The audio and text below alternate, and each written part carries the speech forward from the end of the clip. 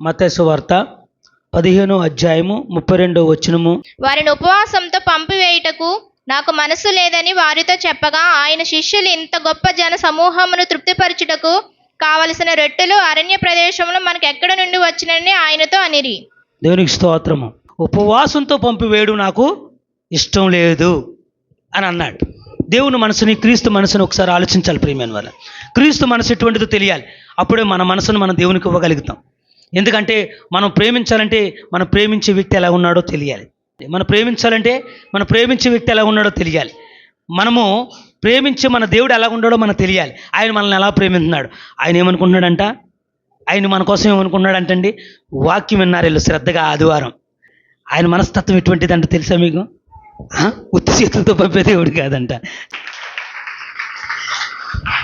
ఆదివారం వచ్చావు కదా, ఆదివారం ఆరాధించావు కదా, ఆదివారం చప్పట్లు కొట్టి పాటలు పాడావు కదా, ఆదివారం లేచి నిలబడి నేను చేసిన ప్రతి మేలును గుర్తించి కృతజ్ఞతాస్తుతులు చెల్లించావు కదా, సేవకుల ద్వారా పరిశుద్ధాత్మ దేవుడు మాట్లాడుతున్న మాటలు విన్నావు కదా, విన్నా నువ్వు వాటిని అనుసరించడానికి నీ హృదయంలో దృఢపరుచుకుంటున్నావు కదా. ఈ వాక్యం వింటుంటాను కానీ నీ మనసులో ఇలా చేయాలి అలా చేయాలని ఎప్పుడైతే నువ్వు తర్జుమా చేసుకోగలుగుతావో, ఉత్తి చేతులతో పంపడం ఆయనకి ఇష్టం ఉండదంటే అటువంటి వారిని చప్పలు కూడా దీని మహిమపరచండి. వాక్యం చెప్తుంటే అందరూ వింటారు కానీ దాన్ని ఆలోచించరని చెప్తున్నాను. ఆలోచించే వాళ్ళు కావాలని చెప్తున్నాను. ఆలోచించే వారి కొరకే దేవుడు ఆలోచించడని చెప్తున్నాను. ఆలోచించాలంట. వీళ్ళందరూ 3 రోజులు వాక్యాన్ని ఆలోచించడం మొదలుపెట్టారంట. ఈ వాక్యం వింటున్నాము, యేసు ప్రభు చెప్తున్నాడు. ఆయన చెప్తున్న ఆ శ్రేష్టమైన సంగతులు, ఆ సత్క్రియలు నేను చేయగలనా? నిజం ప్రియమైన వాళ్ళ. ఒక గ్రౌండ్లో నేను వాక్యం వింటూ నేను అప్పుడు తలంపు అలాగే ఉండేది. నా తలంపు అంతా కూడా నా క్రియల మీదకి వెళ్ళిపోయింది. 2010 జనవరి 13 ఆ వాక్యం వింటుండగా దైవజను నోటంట వస్తున్న పరిశుద్ధాత్మ దేవుడు మాట్లాడుతున్న మాటలు నా కొరకే నా స్వభావాన్ని మార్చుకోవాలి, నా క్రియలు మార్చుకోవాలి, నా పద్ధతి మార్చుకోవాలి, నా నడవడికలు మార్చుకోవాలని ఆ రాత్రే ఆ వాక్యం వింటుండగానే నా హృదయము అలా జీవించాలి, అలా జీవించగలనా అని ఆ గ్రౌండ్లో ఆలోచించిన నన్ను దేవుడు నాకు ఉపకారిగా నిలబడి ఉత్తి చేతులతో ఆ గ్రౌండ్లోంచి నన్ను పంపలేదు. చప్పుడు కూడా దేవుని మహిమపరచండి. నన్ను ఉత్తి చేతులతో దేవుడు పంపలేదు. ఆ గ్రౌండ్లోంచి బలమైన శక్తినిచ్చి పంపించాడు, బలమైన దృఢమైన ఆత్మనిచ్చి పంపించాడు, బలం గల ఆత్మ నా వెన్నంటే ఉండేలాగా దేవదూతలనిచ్చి పంపించాడు. నేను ఆ రోజు నిలబడిన రోజు, ఈ రోజు మీ దగ్గర నిలబడిన రోజు, ఆ రోజు ఏ తీర్మానంలో తిన్నాను, ఈ రోజు కూడా అదే తీర్మానంలోనూ ఇదే ఆలోచనతోనే జీవిస్తున్నాను నేను. ఎందుకంటే ఆ వాక్యం నా వెన్నంటే ఉండి నన్ను సొమ్మశలనివ్వట్లేదు. చప్పలు కూడా దీన్ని మహిమపరచండి. నన్ను ఉత్తి చేతులతో బ్రతకనివ్వట్లేదు దేవుడు, సమృద్ధితోను. సంఘంలో సమృద్ధి ఎలా ఉందండి? శ్రేష్టమైన ఉపదేశముతో జీవము కలిగిన సంఘములో నింపుచున్నావు దీవెనలతో, నన్ను నడుపుచున్నావు సమృద్ధితో.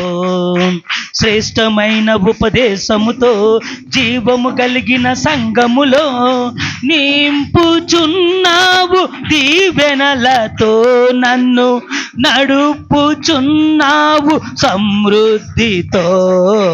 దయగల హృదయుడవు నీ స్వాస్యము ఎన్నడు ఎడబాయవు, ఎడారిలో ఊటలను జలరాశులలో త్రోవలు ఏర్పరచు వాడవు. దేవునికి స్తోత్రం. సమృద్ధితో నింపుతాడు. దేవుని ఆత్మ నిన్ను దర్శిస్తాడు. దేవుని ఆత్మ నిన్ను ఎప్పుడైతే దర్శిస్తుందో ఆయన ఎప్పుడు కూడా నిన్ను ఉత్తి చేతులతో పంపడం ఆయనకి ఇష్టం లేదంట. ఆయన దర్శించడానికి కానీ ఒక పని మీద వెళ్ళాడంట ఒక భక్తుడు.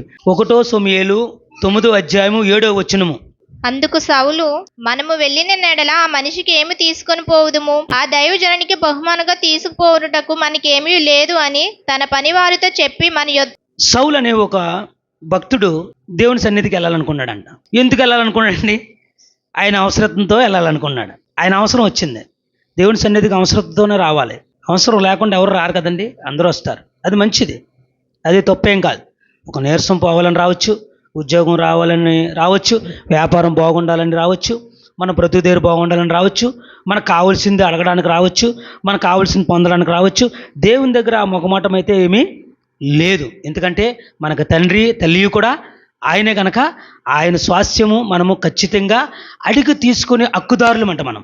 అది ఆశతో సౌలు అనే ఒక భక్తుడు వెళ్ళాడు. ఆయనకు ఒక పని వచ్చింది దేవునితో.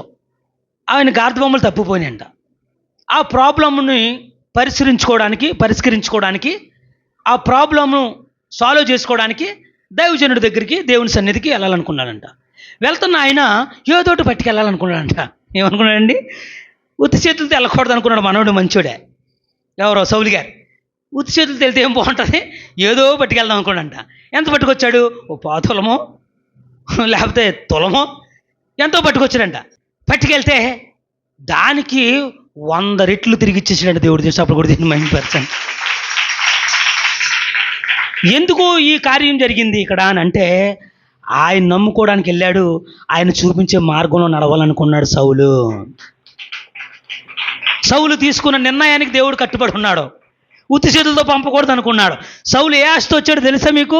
దేవుడు చెప్పింది నమ్ముదామని వచ్చాడు. దేవుడు చెప్పింది అనుసరిందామని వచ్చాడు. దేవుడు ఏదైతే చెప్తాడో, దేవుడు నన్ను ఏ పక్కకి వెళ్ళి ఆ గార్డ్ బొమ్మలు పట్టుకోమని చెప్తాడో, ఏ పక్కకి వెళ్ళి నీ గార్డ్ బొమ్మలు ఉన్నాయని చెప్తాడో ఆ పక్కకి వెళ్దాం. దేవుడు చెప్పిన చోటుకి వెళ్దాం. మనం ఇప్పుడు వరకు తిరిగి ఉన్నాం, ఇంకెక్కడ తిరగొద్దు.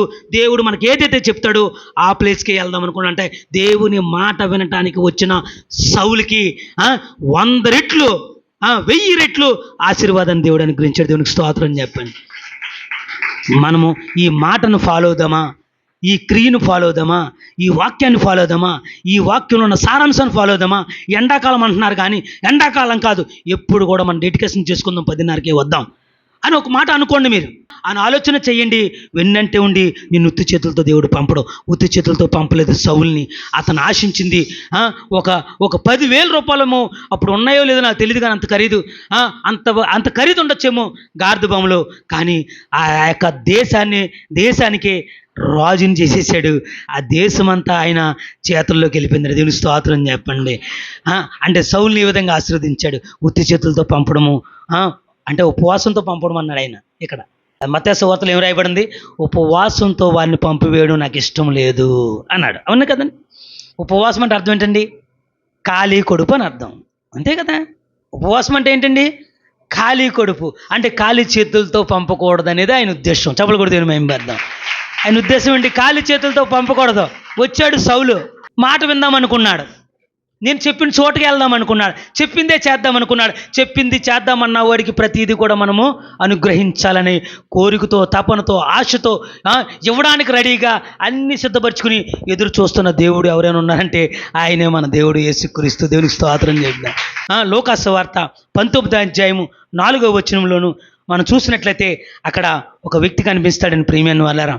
అప్పుడు యేసు ఆ త్రోవను రానేయుండగా కనుక అతడు ముందుగా పరిగెత్తి ఆయనను చూచుటకు ఒక మేడి చెట్టు ఎక్కెను. ఎవరైనా? జక్కయ్య అంట.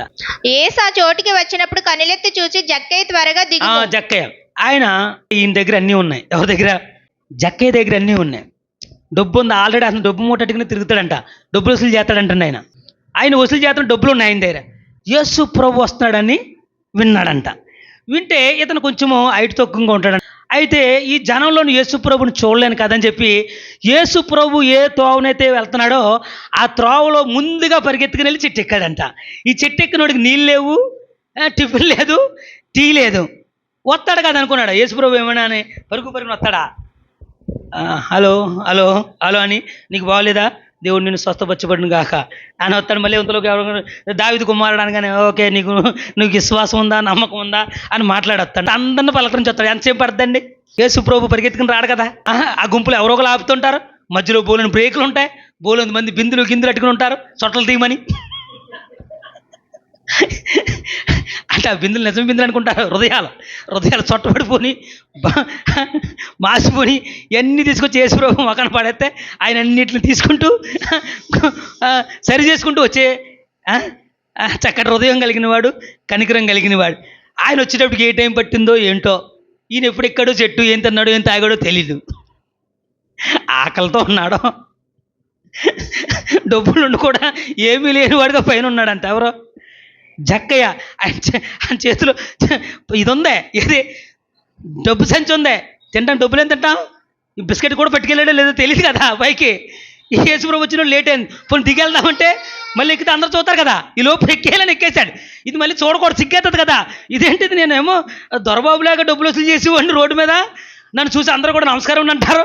వాళ్ళందరూ ఎందుకుంటే మేడి చెట్టు అయితే దొంగడు అనుకుంటారు. మేడి చెట్టు ఏ పని మీద ఎక్కాడని అందరూ అడుగుతారు. ఈ ఆరాపారా ఎవరికి చెప్పాలి? మేము చెప్పలేమని దిగితే అవుతుందా? ఎక్కునోడు దిక్కినట్టు ఉండిపోయాడంట. యేసుప్రభు వస్తానికి చాలా టైం పట్టిందంట.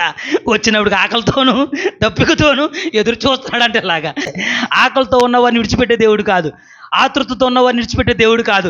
వాక్యం వినాలని కానీ నీకు ఆతృత ఉంటే, వాక్యాన్ని అనుసరించాలని ఆసక్తి నీలో ఉంటే, సంఘాన్ని పట్టుకుని గట్టిగా నడవాలని ఆసక్తి కలిగితే నేను విడిచిపెట్టడానికి దేవుడు సిద్ధంగా లేడు. నిన్ను గట్టిగా పట్టుకోవడానికి క్రీస్తు సిద్ధంగా ఉన్నాడు. దేవునికి స్తోత్రం అని చెప్పండి. జక్కయ్యని గట్టిగా పట్టుకోవాలనుకున్నాడంట. జక్కయ్య అనుకున్నాడు, యేసు ప్రభు మాటలు విందాం అనుకున్నాడంట. ఎందుకు ఎక్కువ జక్కయ్య?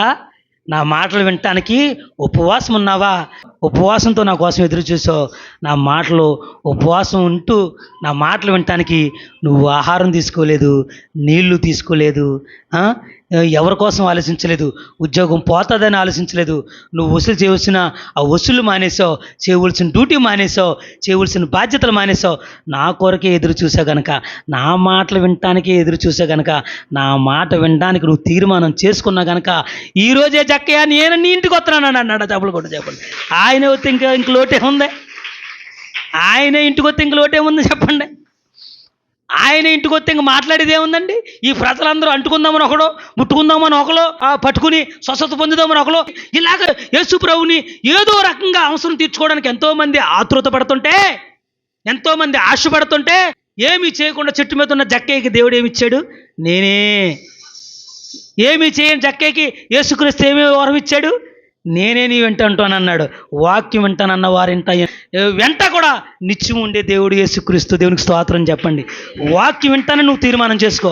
నీ వెంట నీ ఇంట నిత్యం ఉండి నిన్ను ఆశీర్వదించి దీవించి నీకే కొదువు లేకుండా నిన్ను కడ వరకు కూడా మోయగలడు. దేవునికి స్తోత్రం చెప్పండి. కడ వరకు కూడా నిన్ను పోషించగలడు, ఒకరి మీద ఆధారపడకుండా.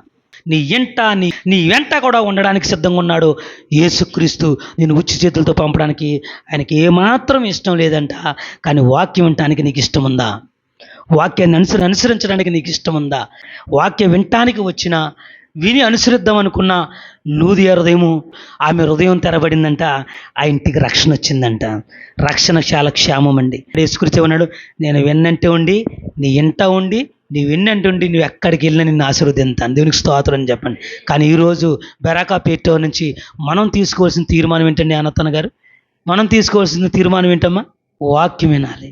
మీరు తీర్మానం చేసుకోవాలి. ఏమైనా సరే ఇందులో కొన్ని నేను అనుసరించగలుగుతాను, అనుసరిస్తాను, తప్పనిసరిగా నిర్ణయం తీసుకుంటానని ఇప్పుడే నీ హృదయంలో అనుకో. నీ వెంటే ఉంటాడు, నీ ఇంటే ఉంటాడు, నీతోనే ఉంటాడు, నిన్నే దీవిస్తూ ఉంటాడు, కడ వరకు నిన్ను కాపాడుతూ ఉంటాడు. దేవునికి స్తోత్రం చెప్పండి. ఈ మాటలు దేవుడు దీవించును గాక.